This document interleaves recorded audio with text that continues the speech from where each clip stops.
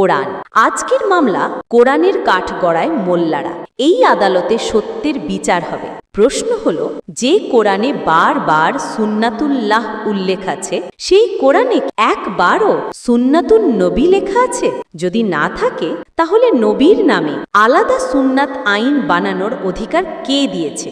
এই প্রশ্নের জবাব খুঁজতে আমরা হাজির করব 7টি সাক্ষী, 7টি কোরআনের আয়াত। প্রথম সাক্ষী হিসেবে হাজির হলো সূরা আলে ইমরান, আয়াত 137। কোরআন বলছে, তোমাদের পূর্বে বহু সুন্নাত চলে গেছে। পৃথিবী ভ্রমণ করো এবং দেখো মিথ্যাবাদীদের পরিণাম কি হয়েছে। এখানে সুন্নাত মানে আল্লাহর ঐতিহাসিক ফয়সালা। আদ, সামুদ, ফেরাউনের জাতির ওপর আল্লাহর যে নীতি প্রয়োগ হয়েছিল, সেটাই সুন্নাত। এটা কোনো নবীর ব্যক্তিগত আমল নয়, বরং আল্লাহর চিরন্তন আইন। নবীর কোনো আলাদা সুন্নাতের কথা নেই। চেকমেট নাম্বার 1, দ্বিতীয় সাক্ষী সূরা হিজর, আয়াত 13। আমি এই কোরআনকে পূর্ববর্তী জাতিদের হৃদয়ে প্রবেশ করাইনি। এখানেও সুন্নত মানে আল্লাহর চিরন্তন নীতি। যুগে যুগে যারা সত্য প্রত্যাখ্যান করেছে, তাদের সাথে আল্লাহর আচরণ একই রকম। নূহের জাতি থেকে শুরু করে আজকের দিন পর্যন্ত একই নিয়ম।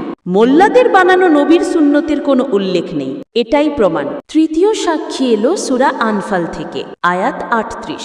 যদি তারা বিরত হয়, তবে যা অতীত হয়েছে তা ক্ষমা করা হবে। আর যদি ফিরে যায়, তবে পূর্ববর্তীদের সুন্নত তো চলে গেছে।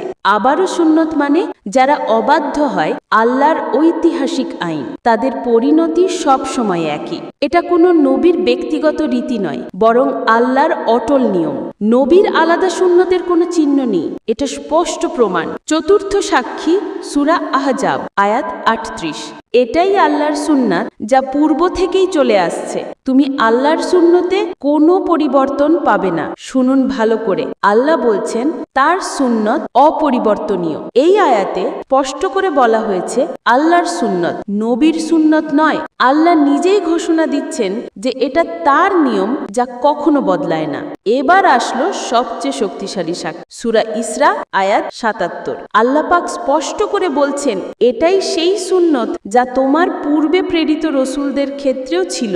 আমার সুন্নতে তুমি কোনো পরিবর্তন পাবে না। শুনুন ভালো করে, আল্লাহ বলছেন আমার সুন্নত, মোল্লারা বলছে নবীর সুন্নত। এটাই সরাসরি আঘাত। এই আয়াতে আল্লাহ নিজেই বলছেন যে তার সুন্নত সব রাসূলের ক্ষেত্রেই একই ছিল, কোন রাসূলের আলাদা সুন্নত নেই।